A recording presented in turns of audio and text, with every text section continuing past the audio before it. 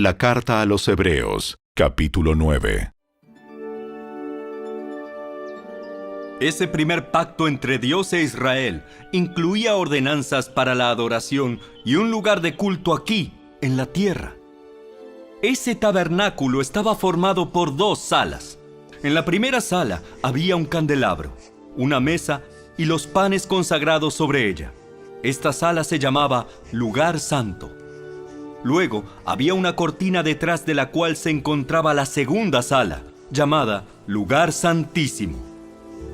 En esa sala había un altar de oro para el incienso y un cofre de madera conocido como el Arca del Pacto, el cual estaba totalmente cubierto de oro. Dentro del arca había un recipiente de oro que contenía el maná, la vara de Aarón a la que le habían salido hojas y las tablas del pacto que eran de piedra. Por encima del arca estaban los querubines de la gloria divina, cuyas alas se extendían sobre la tapa del arca, es decir, el lugar de la expiación. Pero ahora no podemos explicar estas cosas en detalle. Cuando estos elementos estaban en su lugar, los sacerdotes entraban con regularidad en la primera sala durante el cumplimiento de sus deberes religiosos. Pero solo el sumo sacerdote entraba en el lugar santísimo y lo hacía una sola vez al año. Y siempre ofrecía sangre por sus propios pecados y por los pecados que el pueblo cometía por ignorancia. Mediante esas ordenanzas, el Espíritu Santo daba a entender que la entrada al lugar santísimo no estaba abierta a todos en tanto siguiera en pie el tabernáculo y el sistema que representaba. Esta es una ilustración que apunta al tiempo presente, pues las ofrendas y los sacrificios que ofrecen los sacerdotes no pueden limpiar la conciencia de las personas que los traen. Pues ese sistema antiguo solo consiste en alimentos, bebidas y diversas ceremonias de purificación, es decir, ordenanzas externas que permanecieron vigentes solo hasta que se estableció un sistema mejor. Entonces Cristo ahora ha llegado a ser el sumo sacerdote por sobre todas las cosas buenas que han venido. Él entró en ese tabernáculo superior y más perfecto que está en el cielo, el cual no fue hecho por manos humanas ni forma parte del mundo creado. Con su propia sangre, no con la sangre de cabras ni de becerros, entró en el lugar santísimo una sola vez y para siempre, y aseguró nuestra redención eterna. Bajo el sistema antiguo, la sangre de cabras y toros y las cenizas de una novilla podían limpiar el cuerpo de las personas que estaban ceremonialmente impuras. Imagínense cuánto más la sangre de Cristo nos purificará la conciencia de acciones pecaminosas para que adoremos al Dios viviente. Pues por el poder del Espíritu Eterno, Cristo se ofreció a sí mismo a Dios como sacrificio perfecto por nuestros pecados. Por eso Él es el mediador de un nuevo pacto entre Dios y la gente, para que todos los que son llamados puedan recibir la herencia eterna que Dios les ha prometido. Pues Cristo murió para librarlos del castigo por los pecados que habían cometido bajo ese primer pacto. Ahora bien, cuando alguien deja un testamento, es necesario comprobar que la persona que lo hizo ha muerto. El testamento solo entra en vigencia después de la muerte de la persona. Mientras viva el que lo hizo, el testamento no puede entrar en vigencia. Por eso, aún el primer pacto fue puesto en vigencia con la sangre de un animal. Pues después de que Moisés había leído cada uno de los mandamientos de Dios a todo el pueblo, tomó la sangre de los becerros y las cabras junto con agua y roció tanto el libro de la ley de Dios como a todo el pueblo con ramas de hisopo y lana de color escarlata. Entonces dijo: Esta sangre confirma el pacto que Dios ha hecho con ustedes. De la misma manera, roció con la sangre el tabernáculo y todo lo que se usaba para adorar a Dios. De hecho, según la ley de Moisés, casi todo se purificaba con sangre, porque sin derramamiento de sangre no hay perdón. Por esa razón, el tabernáculo y todo lo que en él había, que eran copias de las cosas del cielo, debían ser purificados mediante la sangre de animales. Pero las cosas verdaderas del cielo debían ser purificadas mediante sacrificios superiores a la sangre de animales. Pues Cristo no entró en un lugar santo hecho por manos humanas, que era solo una copia del verdadero que está en el cielo. Él entró en el cielo mismo para presentarse ahora delante de Dios a favor de nosotros. Y no entró en el cielo para ofrecerse a sí mismo una y otra vez, como lo hace el sumo sacerdote aquí en la tierra, que entra en el lugar santísimo año tras año con la sangre de un animal. Si eso hubiera sido necesario, Cristo tendría que haber sufrido la muerte una y otra vez desde el principio del mundo. Pero ahora, en el fin de los tiempos, Cristo se presentó una sola vez y para siempre, para quitar el pecado mediante su propia muerte en sacrificio. Y así como cada persona está destinada a morir una sola vez y después vendrá el juicio, así también Cristo fue ofrecido una sola vez y para siempre, a fin de quitar los pecados de muchas personas. Cristo vendrá otra vez, no para ocuparse de nuestros pecados, sino para traer salvación a todos los que esperan con anhelo su venida.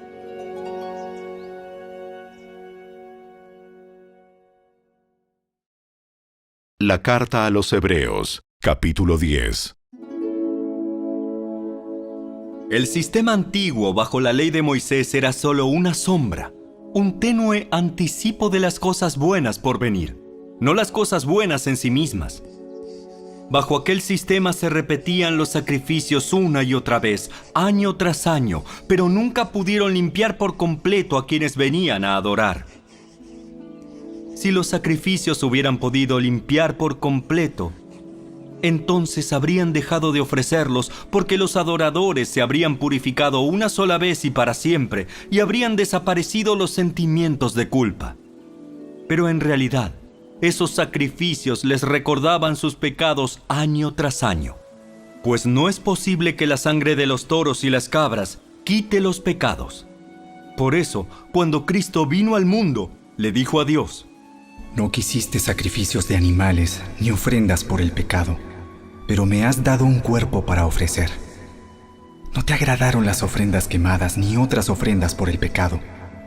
Luego dije: Aquí estoy, oh Dios. He venido a hacer tu voluntad, como está escrito acerca de mí en las Escrituras. Primero, Cristo dijo: No quisiste sacrificios de animales, ni ofrendas por el pecado, ni ofrendas quemadas, ni otras ofrendas por el pecado. Tampoco te agradaron todas esas ofrendas, aun cuando la ley de Moisés las exige. Luego dijo: Aquí estoy, he venido a hacer tu voluntad. Él anula el primer pacto para que el segundo entre en vigencia, pues la voluntad de Dios fue que el sacrificio del cuerpo de Jesucristo nos hiciera santos una vez y para siempre. Bajo el antiguo pacto, el sacerdote oficia de pie delante del altar día tras día, ofreciendo los mismos sacrificios una y otra vez, los cuales nunca pueden quitar los pecados. Pero nuestro sumo sacerdote se ofreció a sí mismo a Dios como un solo sacrificio por los pecados, válido para siempre. Luego se sentó en el lugar de honor a la derecha de Dios. Allí espera hasta que sus enemigos sean humillados y puestos por debajo de sus pies. Pues mediante esa única ofrenda, Él perfeccionó para siempre a los que está haciendo santos. Y el Espíritu Santo también da testimonio de que es verdad, pues dice: Este es el nuevo pacto que haré con mi pueblo en aquel día. Pondré mis leyes en su corazón y las escribiré en su mente. Después dice: Nunca más me acordaré de sus pecados y sus transgresiones. Y cuando los pecados han sido perdonados, ya no hace falta ofrecer más sacrificios. Así que, amados hermanos, podemos entrar con valentía en el lugar santísimo del cielo por causa de la sangre de Jesús. Por su muerte, Jesús abrió un nuevo camino, un camino que da vida a través de la cortina al lugar santísimo. Ya que tenemos un gran sumo sacerdote que gobierna la casa de Dios, entremos directamente a la presencia de Dios con corazón sincero y con plena confianza en Él. pues nuestra conciencia culpable ha sido rociada con la sangre de Cristo a fin de purificarnos, y nuestro cuerpo ha sido lavado con agua pura. Mantengámonos firmes sin titubear en la esperanza que afirmamos, porque se puede confiar en que Dios cumplirá su promesa. Pensemos en maneras de motivarnos unos a otros a realizar actos de amor y buenas acciones.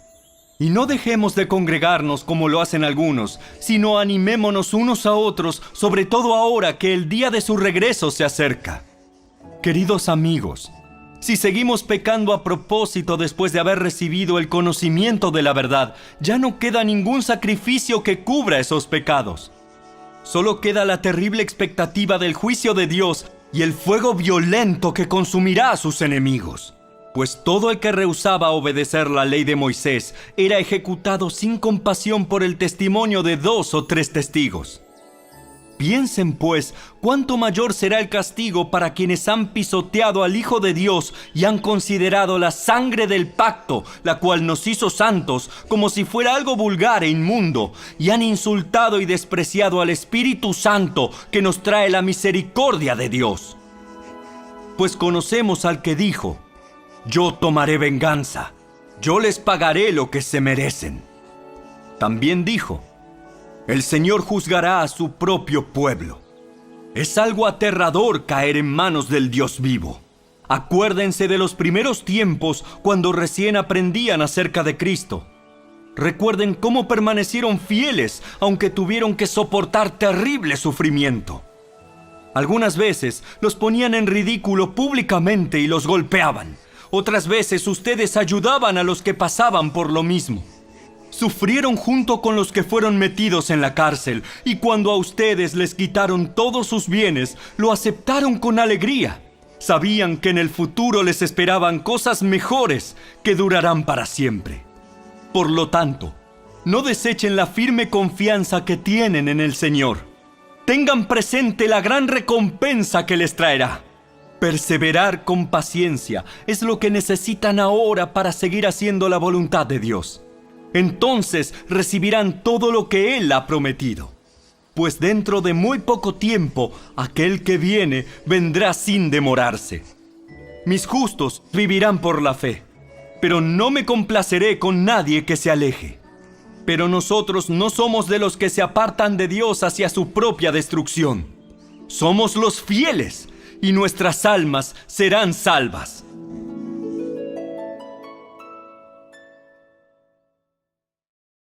La carta a los Hebreos, capítulo 11.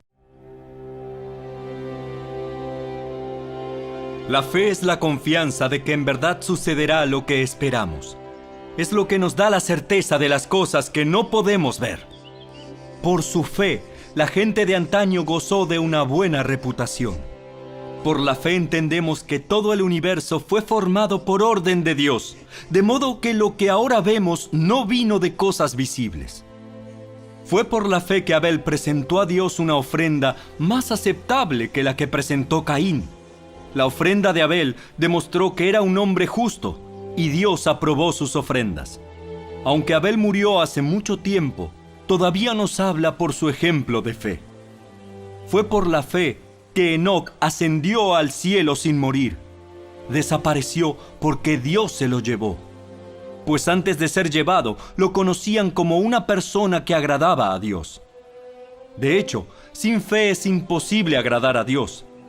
Todo el que desea acercarse a Dios debe creer que Él existe y que Él recompensa a los que lo buscan con sinceridad.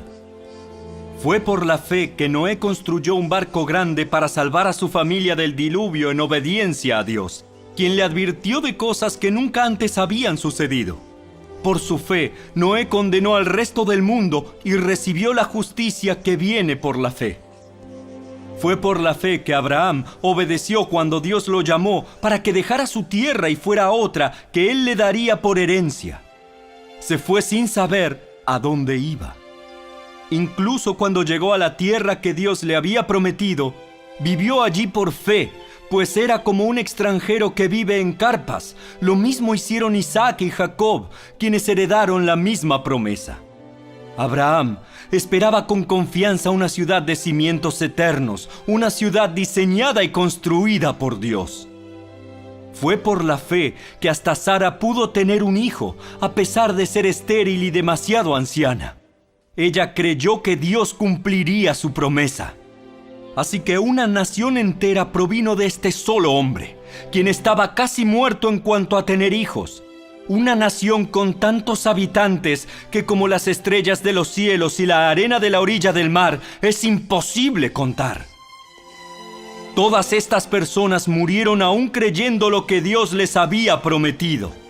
Y aunque no recibieron lo prometido, lo vieron desde lejos y lo aceptaron con gusto. Coincidieron en que eran extranjeros y nómadas aquí en este mundo. Es obvio que quienes se expresan así esperan tener su propio país. Si hubieran añorado el país del que salieron, bien podrían haber regresado. Sin embargo, buscaban un lugar mejor, una patria celestial. Por eso, Dios no se avergüenza de ser llamado el Dios de ellos, pues les ha preparado una ciudad. Fue por la fe que Abraham ofreció a Isaac en sacrificio cuando Dios lo puso a prueba. Abraham, quien había recibido las promesas de Dios, estuvo dispuesto a sacrificar a su único hijo, Isaac, aun cuando Dios le había dicho: Isaac es el hijo mediante el cual procederán tus descendientes. Abraham llegó a la conclusión de que si Isaac moría, Dios tenía el poder para volverlo a la vida, y en cierto sentido, Abraham recibió de vuelta a su hijo de entre los muertos. Fue por la fe que Isaac prometió a sus hijos Jacob y Esaú bendiciones para el futuro. Fue por la fe que Jacob, cuando ya era anciano y estaba por morir, bendijo a cada uno de los hijos de José y se inclinó para adorar, apoyado en su vara. Fue por la fe que José, cuando iba a morir, declaró con confianza que el pueblo de Israel saldría de Egipto. Incluso les mandó que se llevaran sus huesos cuando ellos salieran. Fue por la fe que cuando nació Moisés, sus padres lo escondieron durante 3 meses. Vieron que Dios les había dado un hijo fuera de lo común y no tuvieron temor de desobedecer la orden del rey. Fue por la fe que Moisés, cuando ya fue adulto, rehusó llamarse hijo de la hija del faraón. Prefirió ser maltratado con el pueblo de Dios a disfrutar de los placeres momentáneos del pecado. Consideró que era mejor sufrir por causa de Cristo que poseer los tesoros de Egipto, pues tenía la mirada puesta en la gran recompensa que recibiría. Fue por la fe que Moisés salió de la tierra de Egipto sin temer el enojo del rey. Siguió firme en su camino porque tenía los ojos puestos en el invisible. Fue por la fe que Moisés ordenó que el pueblo de Israel celebrara la Pascua y rociara con sangre los marcos de las puertas para que el ángel de la muerte no matara a ninguno de sus primeros hijos varones. Fue por la fe que el pueblo de Israel atravesó el Mar Rojo como si estuviera pisando tierra seca. Pero cuando los egipcios intentaron seguirlos, murieron todos ahogados. Fue por la fe que el pueblo de Israel marchó alrededor de Jericó durante 7 días y las murallas se derrumbaron. Fue por la fe que Rahab, la prostituta, no fue destruida junto con los habitantes de su ciudad que se negaron a obedecer a Dios, pues ella había recibido en paz a los espías. ¿Cuánto más les tengo que decir? Se necesitaría demasiado tiempo para contarles acerca de la fe de Gedeón, Barak, Sansón, Jefté, David, Samuel y todos los profetas. Por la fe, esas personas conquistaron reinos, gobernaron con justicia y recibieron lo que Dios les había prometido. Cerraron bocas de leones, apagaron llamas de fuego y escaparon de morir a filo de espada. Su debilidad se convirtió en fortaleza. Llegaron a ser poderosos en batalla e hicieron huir a ejércitos enteros. Hubo mujeres que recibieron otra vez con vida a sus seres queridos que habían muerto. Sin embargo, otros fueron torturados porque rechazaron negar a Dios a cambio de la libertad. Ellos pusieron su esperanza en una vida mejor que viene después de la resurrección. Algunos fueron ridiculizados y sus espaldas fueron laceradas con látigos. Otros fueron encadenados en prisiones. Algunos murieron apedreados. A otros los cortaron por la mitad con una sierra y a otros los mataron a espada. Algunos anduvieron vestidos con pieles de ovejas y cabras, desposeídos y oprimidos y maltratados. Este mundo no era digno de ellos. Vagaron por desiertos y montañas, se escondieron en cuevas y hoyos de la tierra. Debido a su fe, todas esas personas gozaron de una buena reputación, aunque ninguno recibió todo lo que Dios le había prometido. Pues Dios tenía preparado algo mejor para nosotros, de modo que ellos no llegaran a la perfección sin nosotros.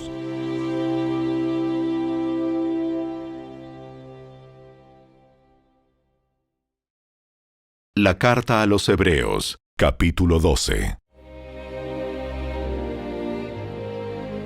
Por lo tanto, ya que estamos rodeados por una enorme multitud de testigos de la vida de fe, quitémonos todo peso que nos impida correr, especialmente el pecado que tan fácilmente nos hace tropezar, y corramos con perseverancia la carrera que Dios nos ha puesto por delante.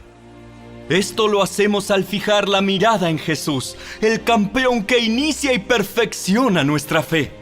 Debido al gozo que le esperaba, Jesús soportó la cruz sin importarle la vergüenza que ésta representaba. Ahora está sentado en el lugar de honor junto al trono de Dios. Piensen en toda la hostilidad que soportó por parte de pecadores. Así no se cansarán ni se darán por vencidos. Después de todo, ustedes aún no han dado su vida en la lucha contra el pecado. ¿Acaso olvidaron las palabras de aliento con que Dios les habló a ustedes como a hijos? Él dijo: Hijo mío, no tomes a la ligera la disciplina del Señor, y no te des por vencido cuando te corrige. Pues el Señor disciplina a los que ama, y castiga a todo el que recibe como hijo. Al soportar esta disciplina divina, recuerden que Dios los trata como a sus propios hijos. ¿Acaso alguien oyó hablar de un hijo que nunca fue disciplinado por su padre? Si Dios no los disciplina a ustedes como lo hace con todos sus hijos, quiere decir que ustedes no son verdaderamente sus hijos, sino ilegítimos.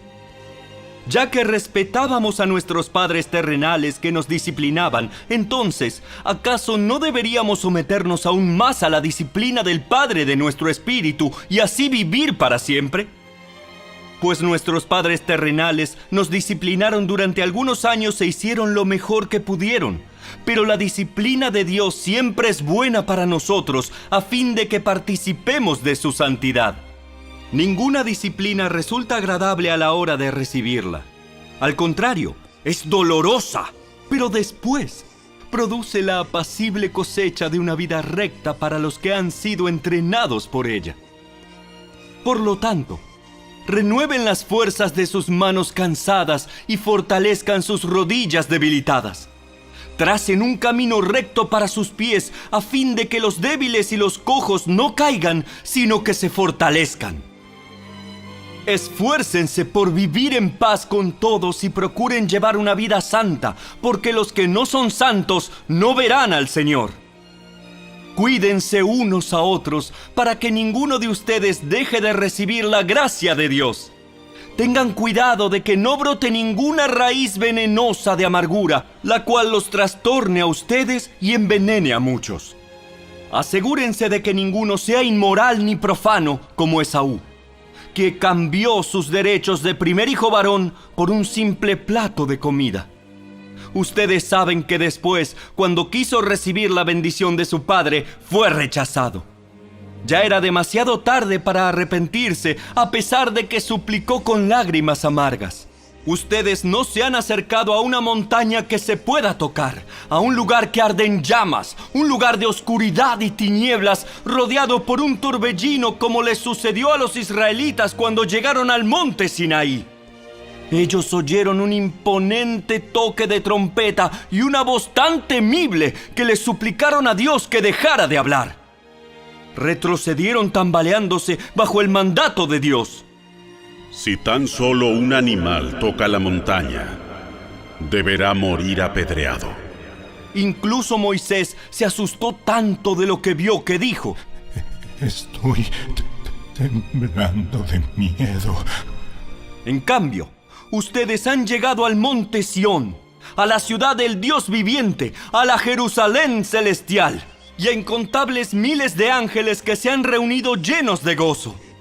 Ustedes han llegado a la congregación de los primogénitos de Dios, cuyos nombres están escritos en el cielo. Ustedes han llegado a Dios mismo, quien es el juez sobre todas las cosas. Ustedes han llegado a los espíritus de los justos, que están en el cielo y que ya han sido perfeccionados.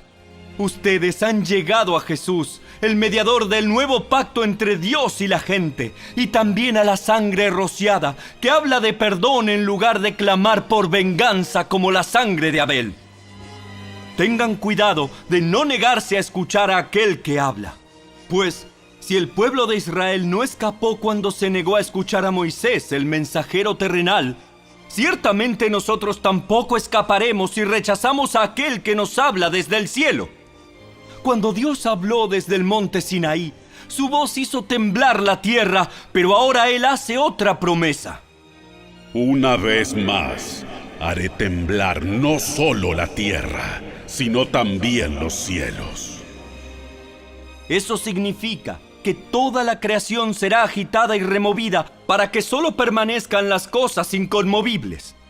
Ya que estamos recibiendo un reino inconmovible, seamos agradecidos y agrademos a Dios adorándolo con santo temor y reverencia, porque nuestro Dios es un fuego que todo lo consume.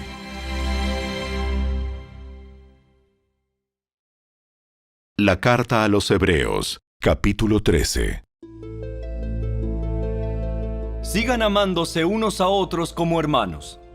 No se olviden de brindar hospitalidad a los desconocidos, porque algunos que lo han hecho han hospedado ángeles sin darse cuenta. Acuérdense de aquellos que están en prisión como si ustedes mismos estuvieran allí. Acuérdense también de los que son maltratados como si ustedes mismos sintieran en carne propia el dolor de ellos. Honren el matrimonio, y los casados manténganse fieles el uno al otro. Con toda seguridad, Dios juzgará a los que cometen inmoralidades sexuales y a los que cometen adulterio. No amen el dinero. Estén contentos con lo que tienen, pues Dios ha dicho: Nunca te fallaré, jamás te abandonaré. Así que podemos decir con toda confianza: El Señor es quien me ayuda, por tanto no temeré. ¿Qué me puede hacer un simple mortal? Acuérdense de los líderes que les enseñaron la palabra de Dios. Piensen en todo lo bueno que haya resultado de su vida y sigan el ejemplo de su fe. Jesucristo es el mismo ayer, hoy y siempre. Así que no se dejen cautivar por ideas nuevas y extrañas. Su fortaleza espiritual proviene de la gracia de Dios y no depende de reglas sobre los alimentos que de nada sirven a quienes las siguen. Tenemos un altar del cual los sacerdotes del tabernáculo no tienen derecho a comer. Bajo el sistema antiguo, el sumo sacerdote llevaba la sangre de los animales al lugar santo como sacrificio por el pecado, y los cuerpos de esos animales se quemaban fuera del campamento. De igual manera, Jesús sufrió y murió fuera de las puertas de la ciudad para hacer santo a su pueblo mediante su propia sangre. Entonces, salgamos al encuentro de Jesús, fuera del campamento, y llevemos la deshonra que Él llevó. Pues este mundo no es nuestro hogar permanente. Esperamos el hogar futuro. Por lo tanto, por medio de Jesús, ofrezcamos un sacrificio continuo de alabanza a Dios, mediante el cual proclamamos nuestra lealtad a su nombre. Y no se olviden de hacer el bien, ni de compartir lo que tienen con quienes pasan necesidad. Estos son los sacrificios que le agradan a Dios. Obedezcan a sus líderes espirituales y hagan lo que ellos dicen. Su tarea es cuidar el alma de ustedes y tienen que rendir cuentas a Dios. Denles motivos para que la hagan con alegría y no con dolor. Esto último ciertamente no los beneficiará a ustedes. Oren por nosotros pues tenemos la conciencia limpia y deseamos comportarnos con integridad en todo lo que hacemos. Y oren especialmente para que pueda regresar a verlos pronto. Y ahora que el Dios de paz, quien levantó de entre los muertos a nuestro Señor Jesús, el gran pastor de las ovejas, y que ratificó un pacto eterno con su sangre, los capacite con todo lo que necesiten para hacer su voluntad. Que Él produzca en ustedes, mediante el poder de Jesucristo, todo lo bueno que a Él le agrada. A Él sea toda la gloria por siempre y para siempre. Amén. Les ruego, amados hermanos, que hagan caso a lo que les escribí en esta breve exhortación. Quiero que sepan que nuestro hermano Timoteo ya salió de la cárcel. Si llega pronto, lo llevaré conmigo cuando vaya a verlos. Saluden a todos los líderes y a todos los creyentes que están allí. Los creyentes de Italia les envían sus saludos. Que la gracia de Dios sea con todos ustedes.